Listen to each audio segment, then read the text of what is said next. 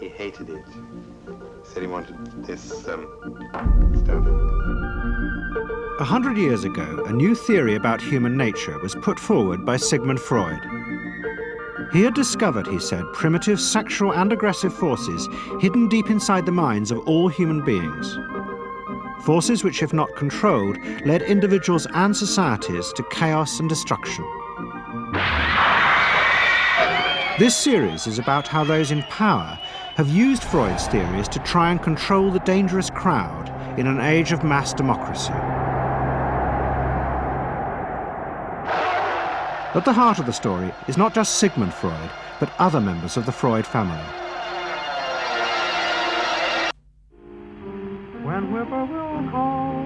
This episode is about Freud's American nephew, Edward Bernays. Bernays is almost completely unknown today, but his influence on the 20th century was nearly as great as his uncle's. Because Bernays was the first person to take Freud's ideas about human beings and use them to manipulate the masses.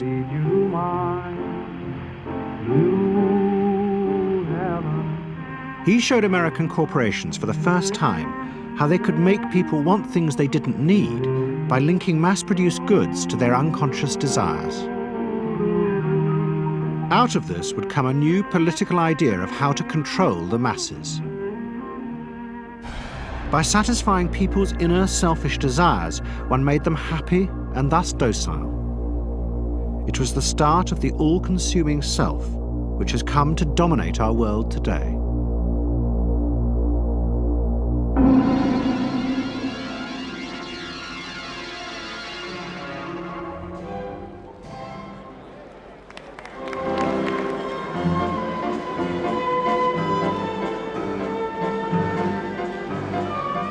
Freud's ideas about how the human mind works have now become an accepted part of society, as have psychoanalysts. Every year, the psychotherapist's ball is held in a grand palace in Vienna. This is the psychotherapy ball. Psychotherapists come, some advanced patients come, or former patients come, and many other people, friends, but also people from the Viennese society who like to go to a nice, elegant, comfortable ball. But it was not always so. 100 years ago, Freud's ideas were hated by Viennese society.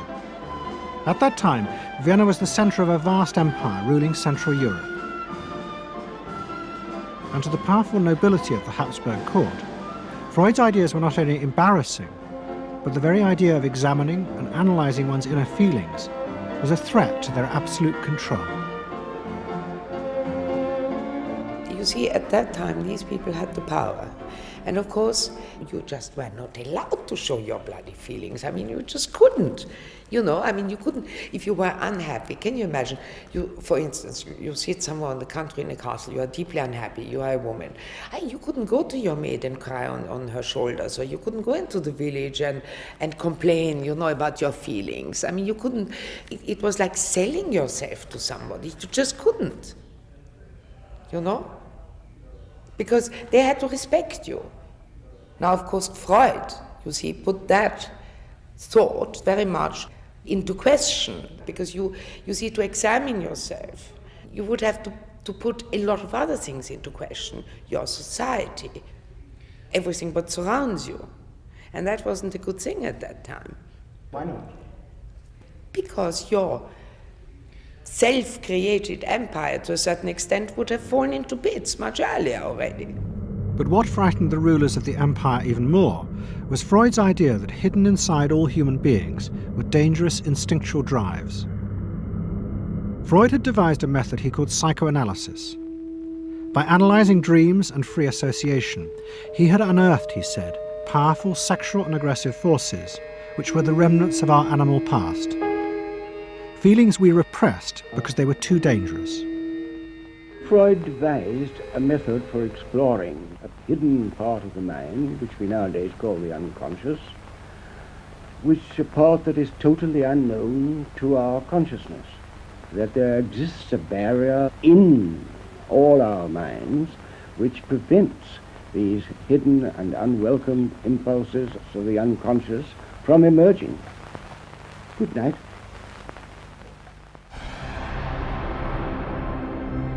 In 1914, the Austro-Hungarian Empire led Europe into war. As the horror mounted, Freud saw it as terrible evidence of the truth of his findings. The saddest thing, he wrote, is that this is exactly the way we should have expected people to behave, from our knowledge of psychoanalysis.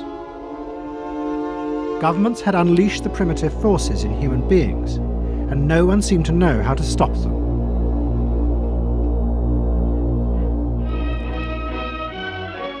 At that time, Freud's young nephew, Edward Bernays, was working as a press agent in America.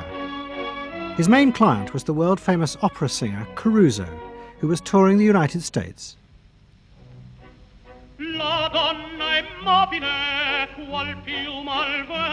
Bernays' parents had emigrated to America 20 years before, but he kept in touch with his uncle and joined him for holidays in the Alps. But Bernays was now about to return to Europe for a very different reason. On the night that Caruso opened in Toledo, Ohio, America announced it was entering the war against Germany and Austria. As a part of the war effort, the US government set up a Committee on Public Information, and Bernays was employed to promote America's war aims in the press. The President, Woodrow Wilson, had announced that the United States would fight not to restore the old empires, but to bring democracy to all of Europe. And Bernays proved extremely skillful in promoting this idea, both at home and abroad. And at the end of the war, he was asked to accompany the President to the Paris Peace Conference. Then, to my surprise, they asked me to go over with Woodrow Wilson to the peace conference. And at the age of 26, I was in Paris for the entire time of the peace conference that was held in the suburb of Paris, and we worked to make the world safe for democracy. That was a big slogan. Wilson's reception in Paris astounded Bernays and the other American propagandists. Their propaganda had portrayed Wilson as a liberator of the people, a man who would create a new world in which the individual would be free. They had made him a hero of the masses. And as he watched the crowd surge around Wilson, Bernays began to wonder whether it would be possible to do the same type of mass persuasion, but in peacetime. When I came back to the United States, I decided that if you could use propaganda for war, you could certainly use it for peace. And propaganda got to be a bad word because of the Germans using it. So what I did was to try to find some other words. So we found the word Council on Public Relations.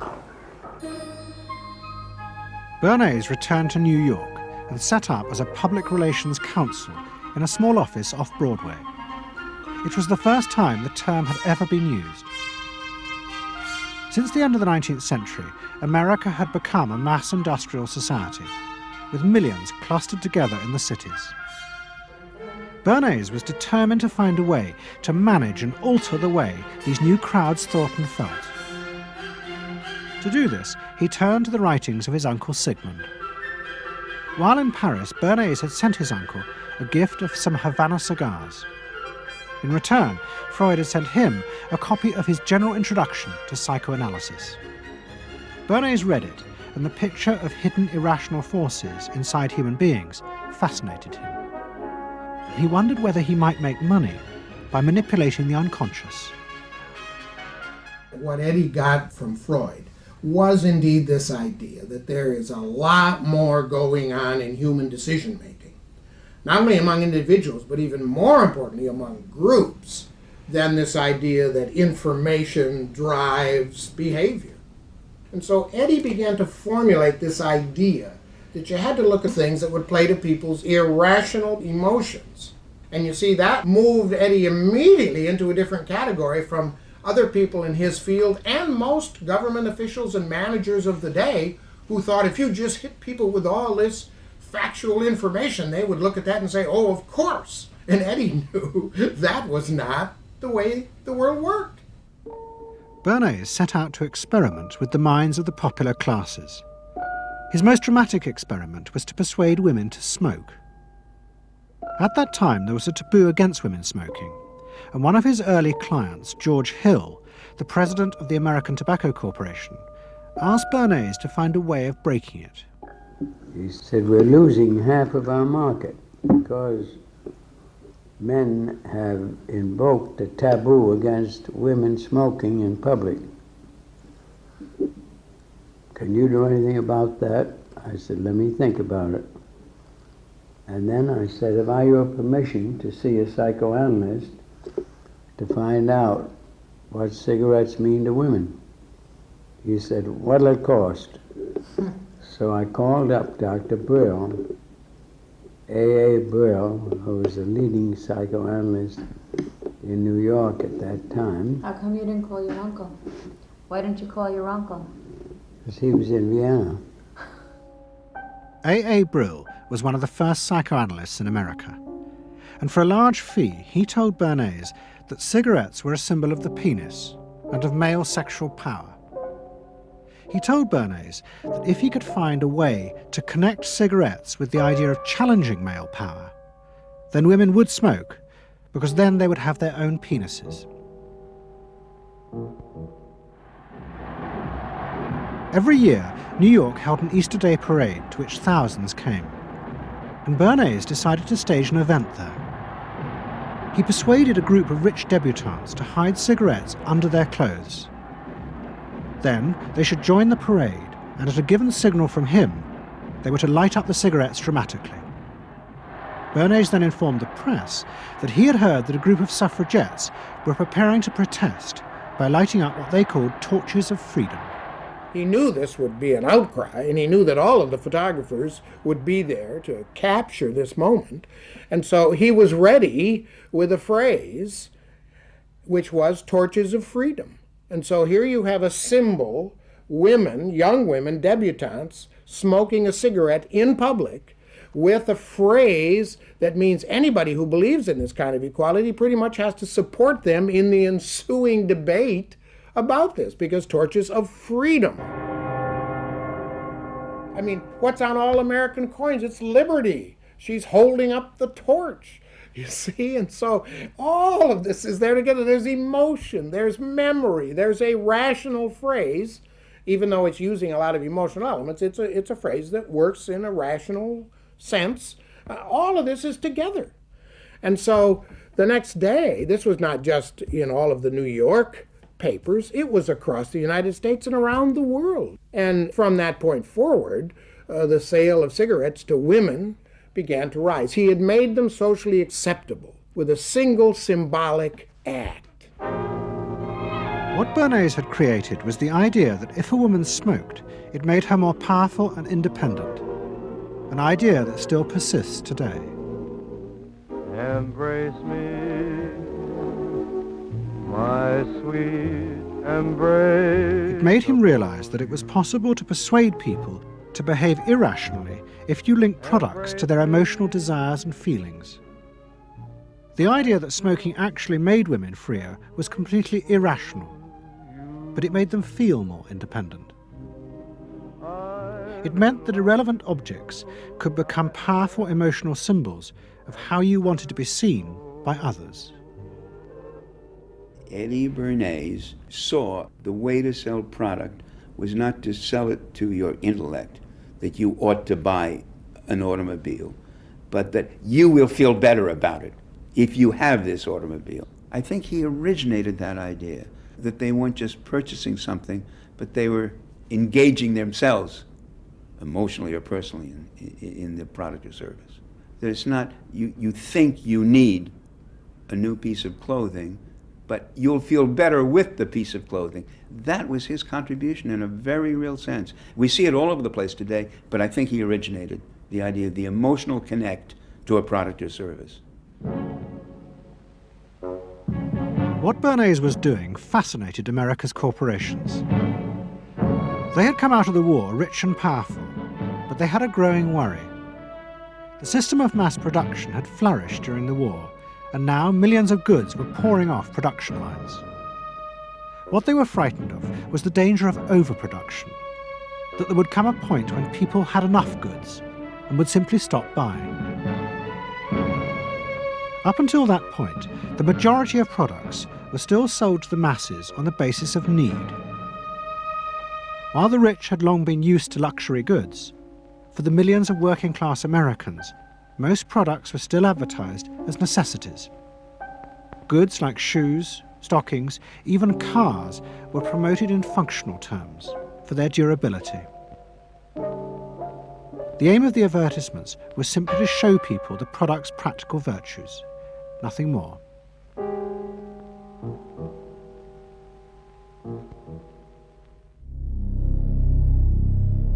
What the corporations realized they had to do was transform the way the majority of Americans thought about products.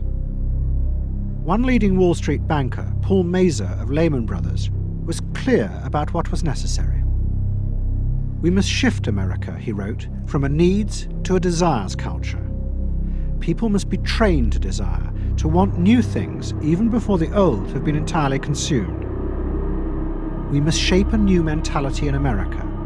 Man's desires must overshadow his needs." Prior to that time, there was no American consumer. There was the American worker, and there was the American owner, and they manufactured and they saved and they ate what they had to, and the people shopped for what they needed. And while the very rich may have bought things they didn't need, most people did not. And Mazur envisioned a break with that, where you would have things that you didn't actually need, but you wanted, as opposed to needed.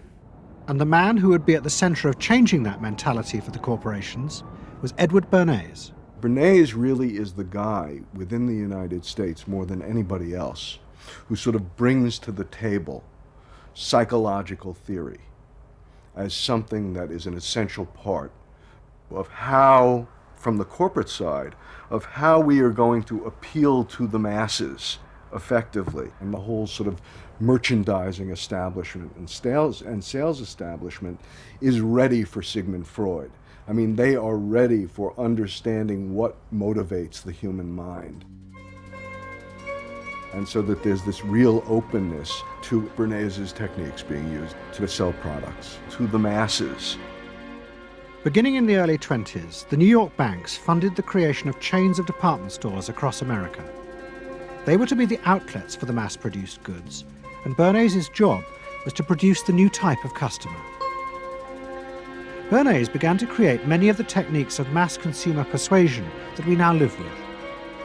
He was employed by William Randolph Hearst to promote his new women's magazines, and Bernays glamorized them by placing articles and advertisements that linked products made by others of his clients to famous film stars like Clara Bow, who was also his client. Bernays also began the practice of product placement in the movies, and he dressed the stars at the film's premieres with clothes and jewellery from other firms he represented. He was, he claimed, the first person to tell car companies they could sell cars as symbols of male sexuality. He employed psychologists to issue reports that said products were good for you, and then pretended they were independent studies. He organised fashion shows in the department stores and paid celebrities to repeat the new and essential message: you bought things not just for need, but to express your inner sense of yourself to others. There's a psychology of dress. Have you ever thought about it? How it can express your character? You all have interesting characters, but some of them are all hidden. I wonder why you all want to dress always the same, with the same hats and the same coats. I'm sure all of you are interesting and have wonderful things about you, but looking at you in the street, you all look so much the same. And that's why I'm talking to you about the psychology of dress. Try and express yourselves better in your dress. Bring out certain things that you think are hidden. I wonder if you've thought of this angle of your personality. I'd like to ask you some questions. Why do you like short skirts? Oh, because there's more to see. More to see, eh? What good does that do you? What's my answer? It makes you more attractive. It does? In 1927, an American journalist wrote, "A change has come over our democracy. It is called consumptionism. The American citizen's first importance to his country is now no longer that of citizen, but that of consumer." The growing wave of consumerism helped in turn to create a stock market boom.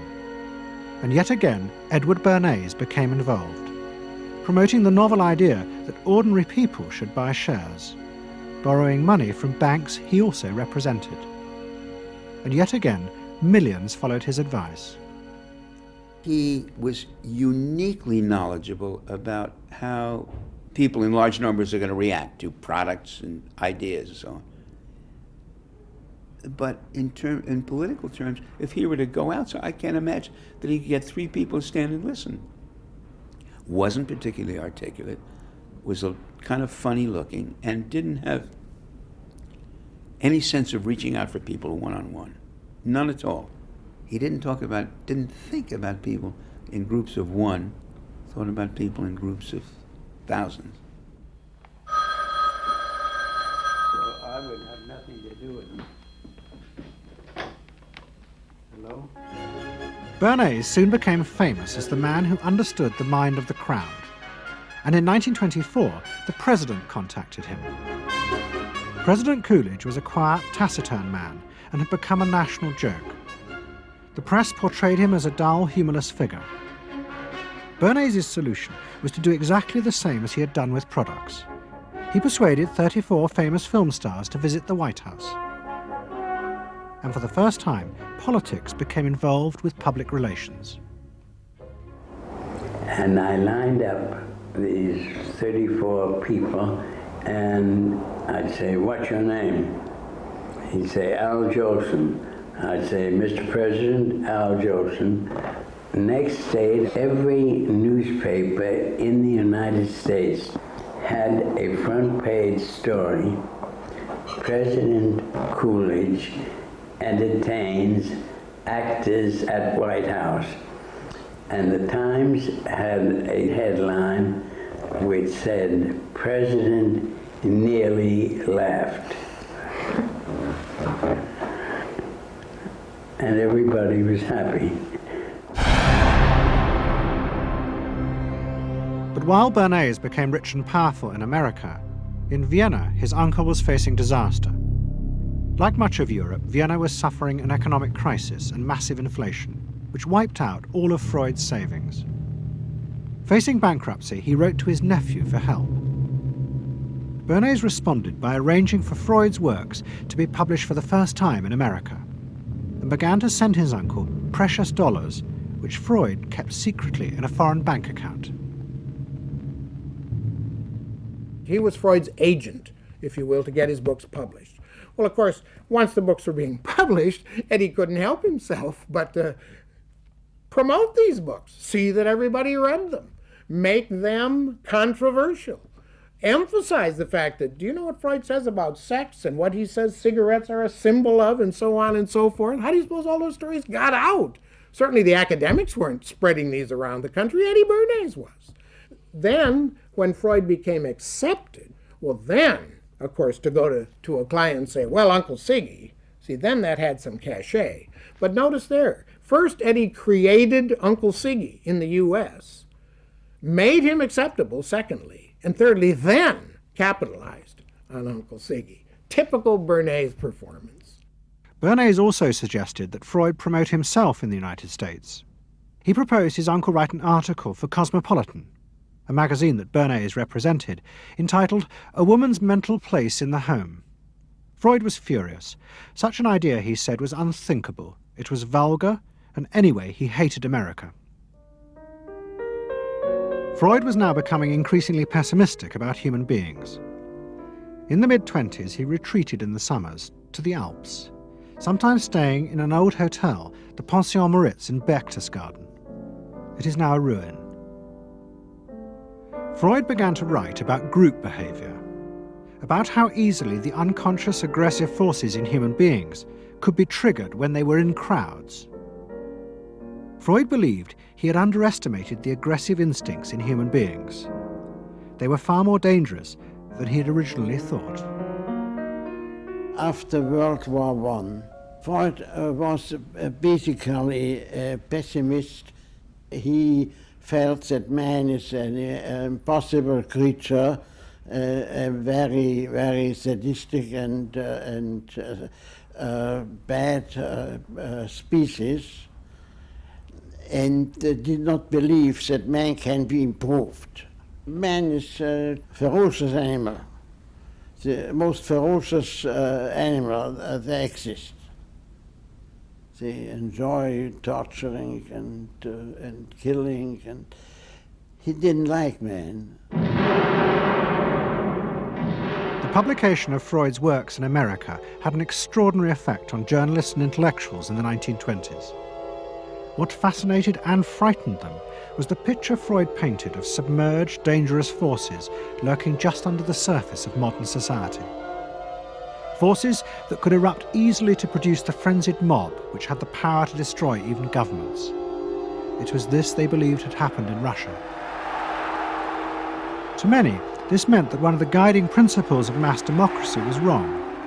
The belief that human beings could be trusted to make decisions on a rational basis. The leading political writer, Walter Lippmann, argued that if human beings were in reality driven by unconscious, irrational forces, then it was necessary to rethink democracy.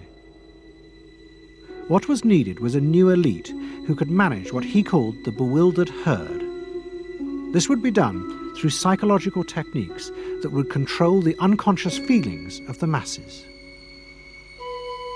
So here you have Walter Lippmann, probably the most influential political thinker in the United States, who is essentially saying that the basic mechanism of the mass mind is unreason, is irrationality, is animality. He believes that the mob in the street, which is how he sees ordinary people, are people who are driven not by their minds but by their spinal cords. The notion of kind of animal drives, unconscious instinctual drives lurking beneath the surface of civilization. And so they started looking towards psychological science as a way of understanding the mechanisms by which the popular mind works, specifically with the goal of figuring out how to understand how to apply those mechanisms to strategies for social control. Edward Bernays was fascinated by Lippmann's arguments and also saw a way to promote himself by using them. In the 1920s, he began to write a series of books which argued that he had developed the very techniques Lippmann was calling for. By stimulating people's inner desires and then sating them with consumer products, he was creating a new way to manage the irrational force of the masses.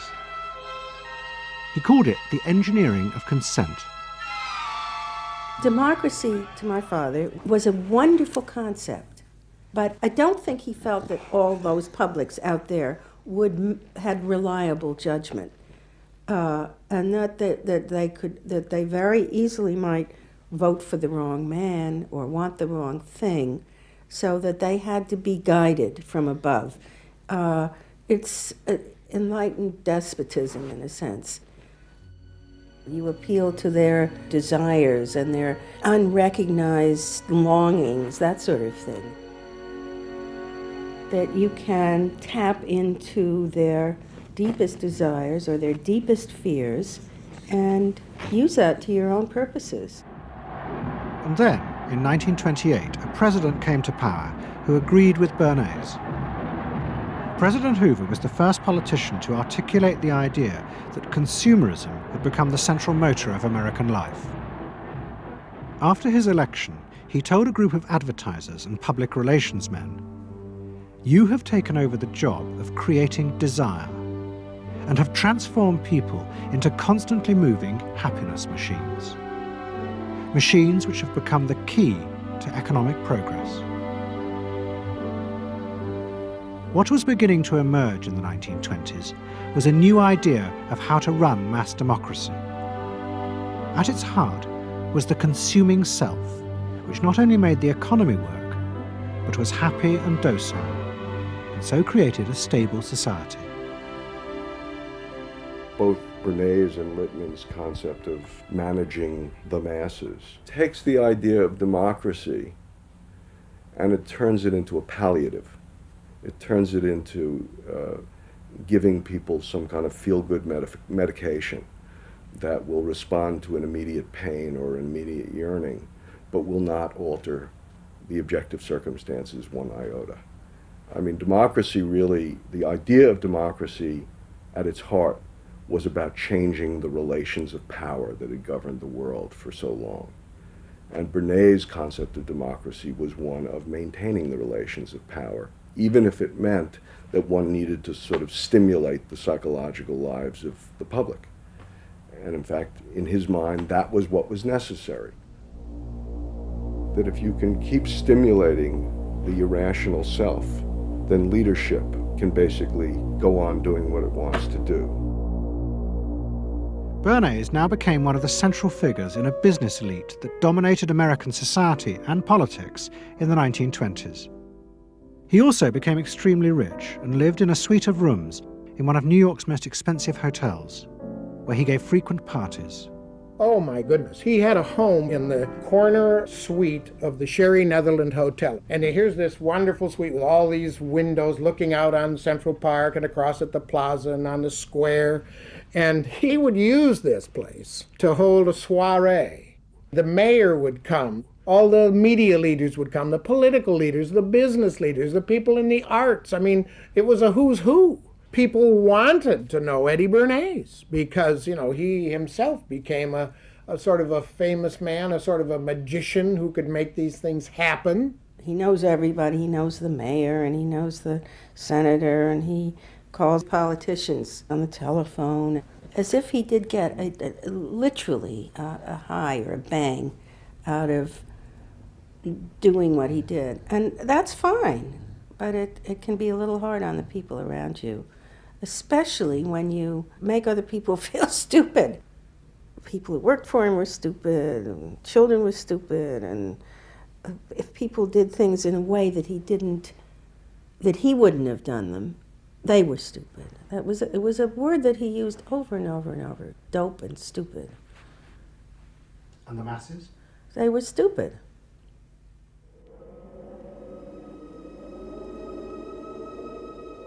But Bernays' power was about to be destroyed dramatically, and by a type of human irrationality he could do nothing to control.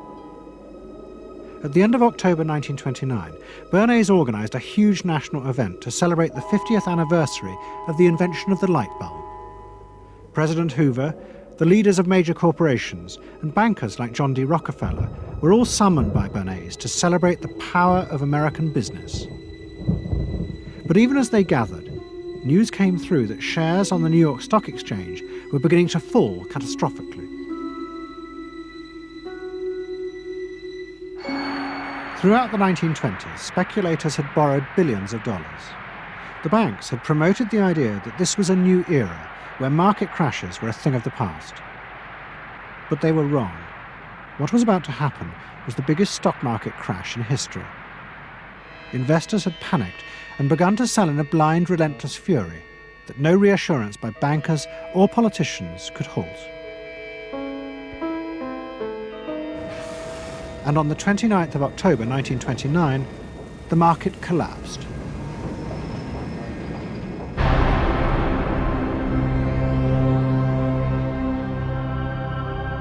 The effect of the crash on the American economy was disastrous.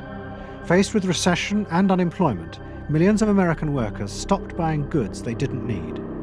The consumer boom that Bernays had done so much to engineer disappeared, and he and the profession of public relations fell from favour. Bernays' brief moment of power seemed to be over.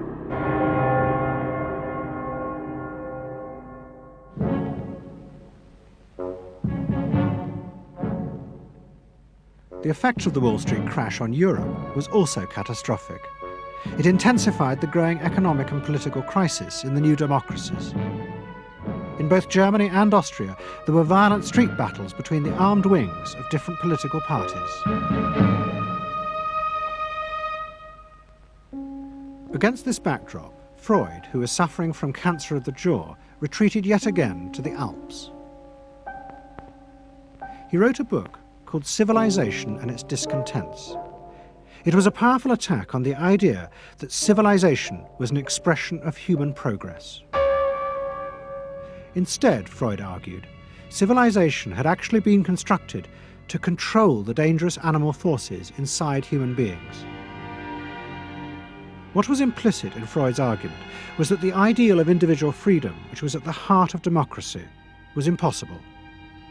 Human beings could never be allowed to truly express themselves because it was too dangerous. They must always be controlled and would thus always be discontent.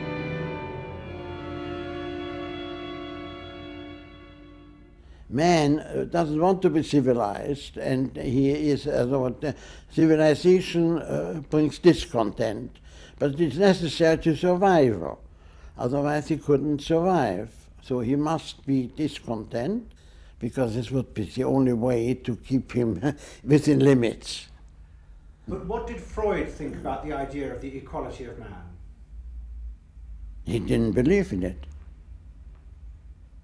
We had 32 parties, and Hitler said, before those parties don't vanish, there is no Germany. That's true. You can't have 32 parties. And so they felt this one person will put an end to this comedy. Freud was not alone in his pessimism. Politicians like Adolf Hitler emerged from a growing despair in the 1920s about democracy. The Nazis were convinced that democracy was dangerous because it unleashed a selfish individualism, but didn't have the means to control it. Hitler's party, the National Socialists, stood in elections, promising in their propaganda that they would abandon democracy because of the chaos and unemployment it led to. Die Parteien versprachen den Himmel auf Erden.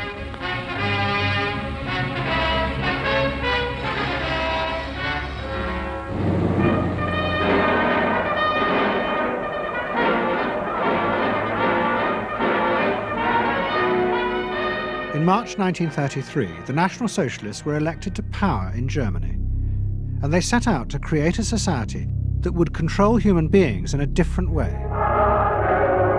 One of their first acts was to take control of business. The planning of production would in future be done by the state. The free market was too unstable, as the crash in America had proved. Workers' leisure time was also planned by the state through a new organization called Strength Through Joy. One of its mottos was service, not self.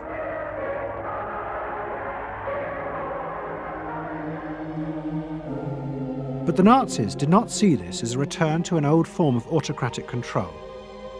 It was a new alternative to democracy, in which the feelings and the desires of the masses would still be central, but they would be channeled in such a way as to bind the nation together. The chief exponent of this was Joseph Goebbels, the Minister of Propaganda. Es mag gut sein, Macht zu besitzen, die auf Gewehren ruht. Besser aber und beglückender ist es, das Herz eines Volkes zu gewinnen und es auch zu behalten. Goebbels organized huge rallies whose function, he said, was to forge the mind of the nation into a unity of thinking, feeling, and desire. One of his inspirations, he told an American journalist, was the writings of Freud's nephew, Edward Bernays. In his work on crowd psychology, Freud had described how the frightening irrationality inside human beings could emerge in such groups.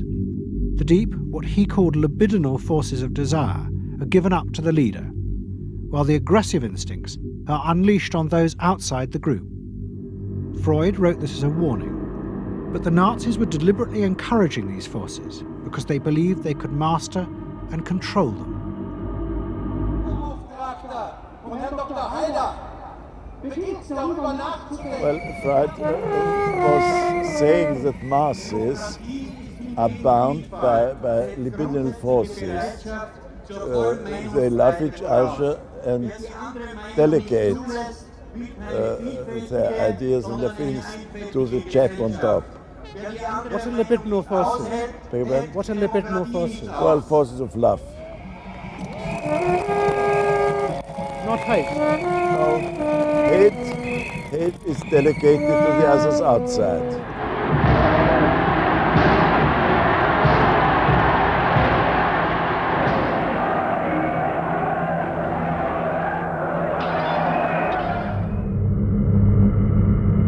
It's the mob.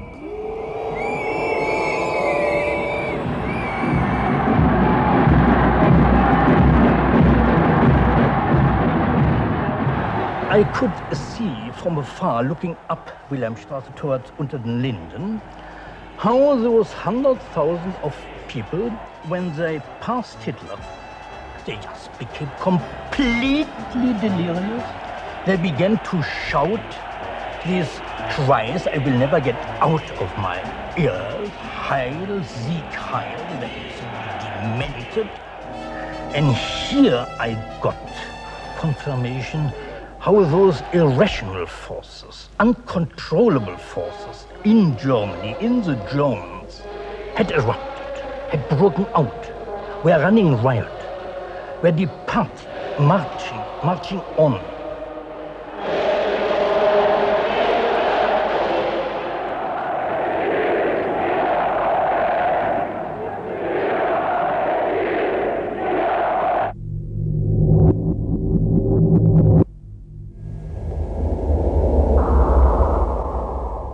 And in America too, democracy was under threat from the force of the angry mob. The effect of the stock market crash had been disastrous. There was growing violence as an angry population took out their frustration on the corporations who were seen to have caused this disaster. Then, in 1932, a new president was elected who was also going to use the power of the state to control the free market. But his aim was not to destroy democracy, but to strengthen it. And to do this, he was going to develop a new way of dealing with the masses. I am prepared, under my constitutional duty, to recommend the measures that a stricken nation in the midst of a stricken world may require. But in the event that the national emergency is still critical, I shall not evade the clear course of duty that will then confront me. I shall ask the Congress for the one remaining instrument to meet the crisis: broad executive power.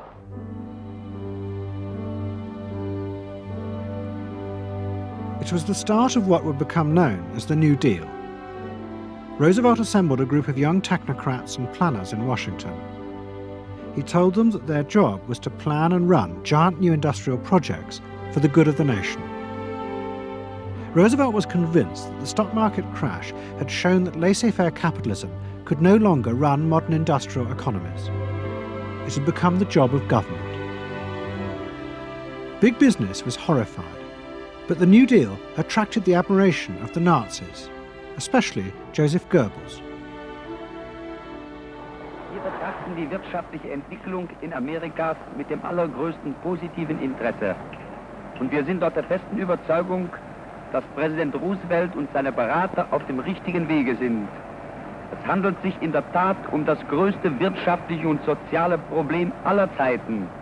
Die vielen Millionen Arbeitslosen, die ihre Plätze an den Maschinen und in den Kontoren verloren haben, wieder an ihre alten Arbeitsstellen zurückzuführen.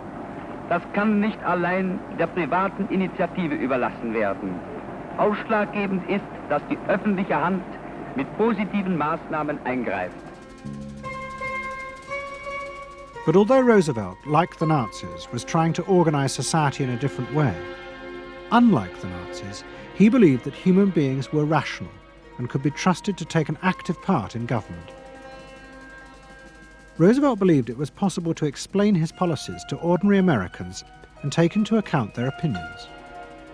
To do this, he was helped by the new ideas of an American social scientist called George Gallup.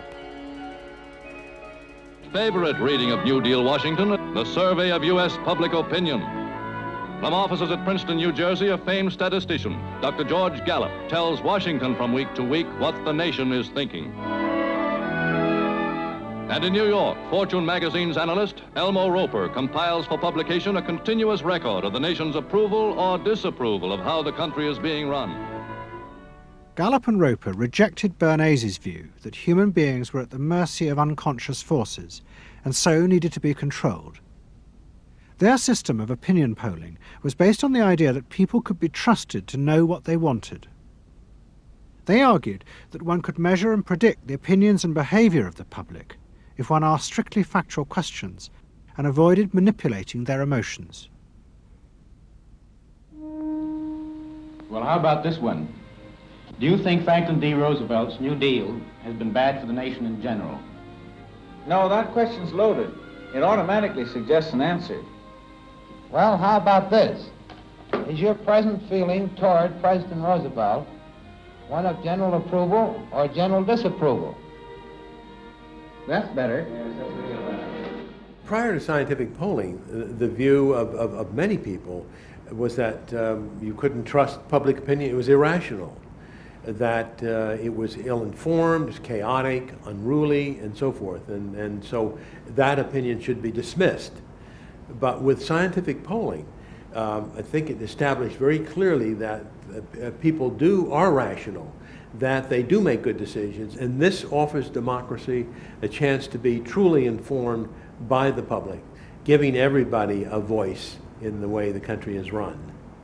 I know my father wouldn't necessarily say the voice of the public is the voice of God, but he did feel very much that the voice of the people is a rational voice and should be heard. What Roosevelt was doing was forging a new connection between the masses and politicians. No longer were they irrational consumers who were managed by sating their desires. Instead, they were sensible citizens who could take part in the governing of the country. In 1936, Roosevelt stood for re-election. He promised further control over big business. To the corporations, it was the beginning of a dictatorship.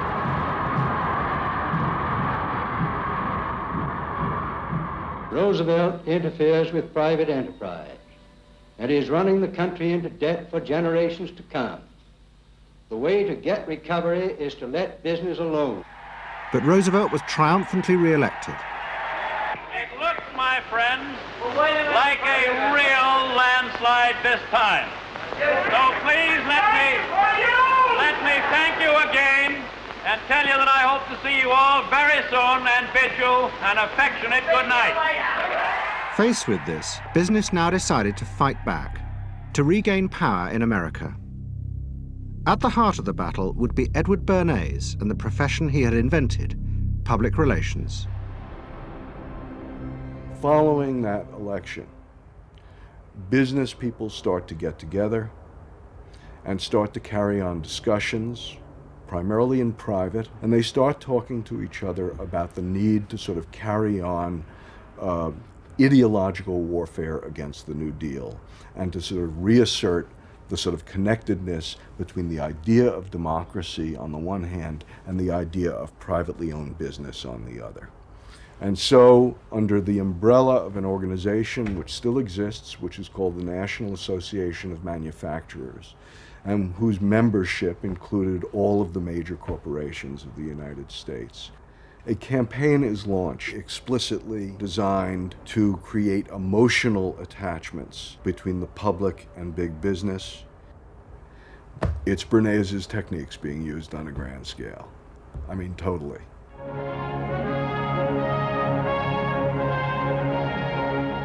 General Motors Parade of Progress, traveling the high roads and byroads of America, bringing to millions of Americans in their own hometown the fascinating story behind modern industry, showing... The campaign set out to show dramatically that it was business, not politicians, who had created modern America. A better mode of living for all of us.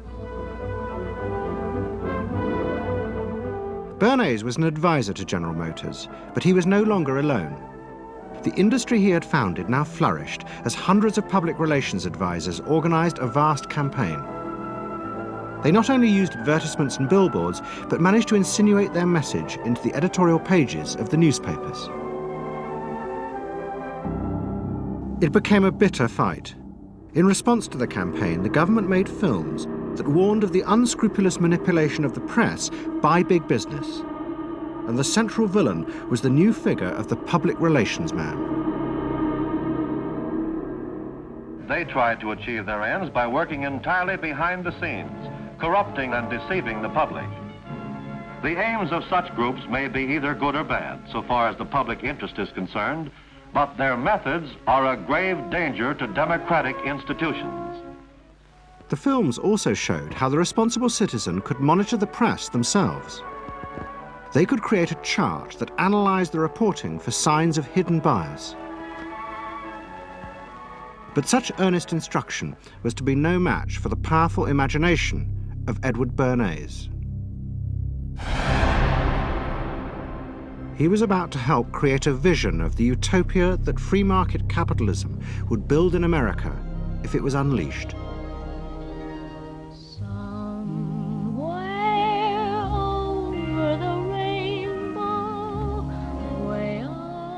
In 1939, New York hosted the World's Fair.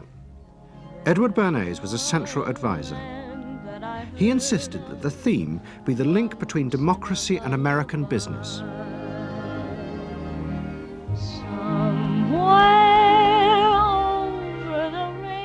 At the heart of the fair was a giant white dome that Bernays named Democracity.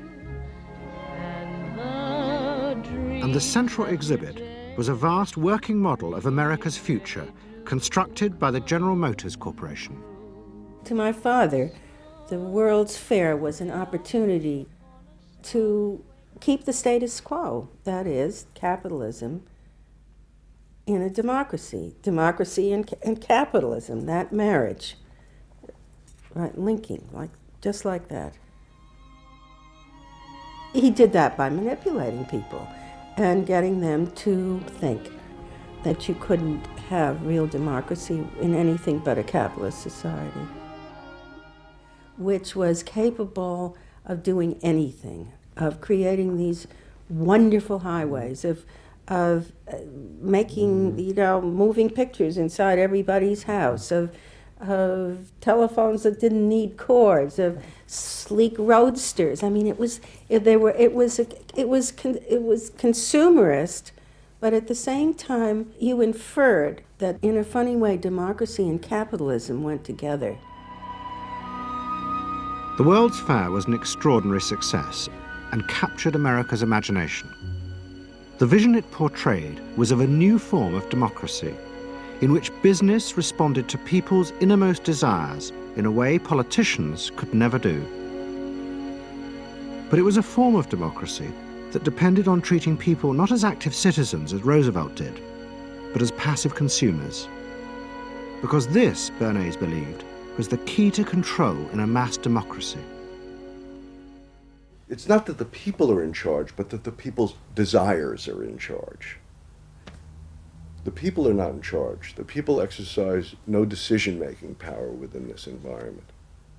So democracy is reduced from something which assumes an active citizenry to the idea of the public as passive consumers.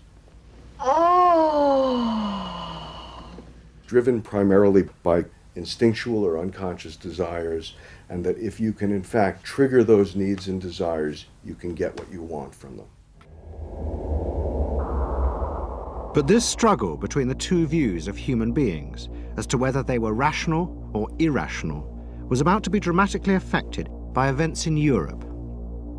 Events that would also change the fortunes of the Freud family. In March 1938, the Nazis annexed Austria. It was called the Anschluss. Hitler arrived in Vienna to an extraordinary outpouring of mass adulation. But even as he drove through the city, behind the scenes, the Nazis were systematically whipping up and unleashing the hatred of the crowd against the enemies of the new Greater Germany. The Anschluss was a kind of explosion of terrible hatred against the enemies, so-called enemies, or whatever they considered enemies, against the Jews totally, and also against a lot of very decent Austrians who had opposed the Nazis in Austria. They said it's legitimate, now you can do what you want, so they did it.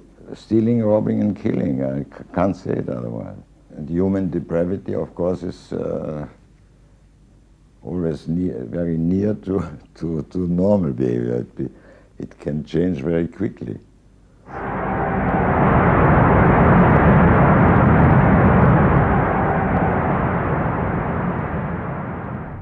As the violence and assassinations raged in Vienna, Freud decided he had to leave. His aim was to go to Britain, but he knew that Britain, like many countries, was refusing entry to most Jewish refugees. But help came from the leading psychoanalyst in Britain, Ernest Jones. He was in the same ice skating club as the Home Secretary, Sir Samuel Hoare, and Jones persuaded Hoare to issue Freud a British work permit. And in May 1938, Freud, his daughter Anna, and other members of his family set off for London.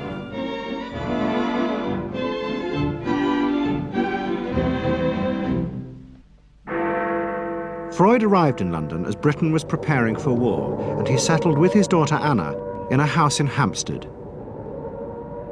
But Freud's cancer was now far advanced, and in September 1939, just 3 weeks after the outbreak of war, he died.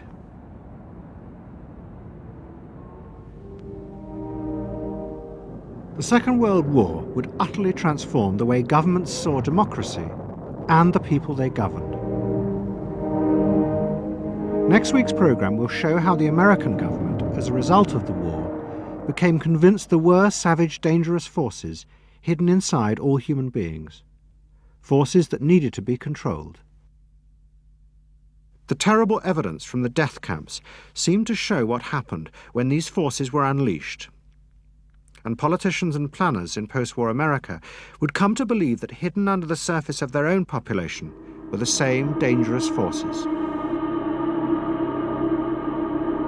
And they would turn to the Freud family to help control this enemy within.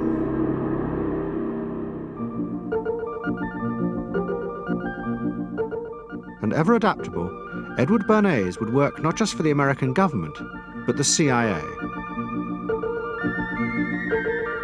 And Sigmund Freud's daughter, Anna, would also become powerful in the United States because she believed that people could be taught to control the irrational forces within them. Out of this would come vast government programs to manage the inner psychological life of the masses.